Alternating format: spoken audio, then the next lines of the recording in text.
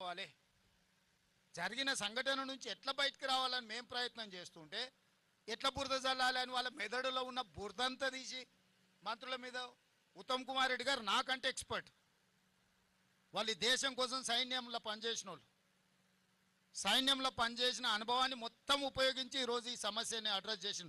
నేను వచ్చుంటే కూడా ఈ స్థాయిలో ఇన్ని ఏజెన్సీలను నేను పూల్ చేయలేకపోతుంటే, ఇన్ని ఏజెన్సీలను పిలవాలన్న ఆలోచన కూడా నాకు రాకపోతుండే. ఉత్తమ్ కుమార్ రెడ్డి గారికి ఉన్న ఆర్మీలో ఏదైతే అనుభవం ఉందో, ఒక సైనికుడిగా పనిచేసిన ఉత్తమ్ కుమార్ రెడ్డికి ఇట్లాంటి క్రైసిస్ని ఎట్లా అడ్రస్ చేయాలనో హీఈస్ ఎక్స్పర్ట్ ఆన్ దట్.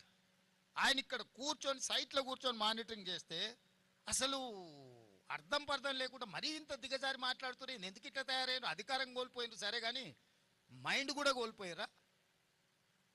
అసలు ఏమైనా పిచ్చి పట్టిందా? అయింది వీళ్ళకి దయ్యం పట్టిందా? అబ్దుల్లా ఏదైనా మన నల్లమల్లలో ఈ దయ్యాలు వదిలించేటోళ్ళు ఉంటారు కదా, ఏమన్నా ఏ పాకులతోనే ఏమన్నా చెప్పి, నీకు తెలుసు కదా కొంతమంది భూత వైద్యులు, వాళ్ళతోనే ఏదైనా చెప్పి సరే.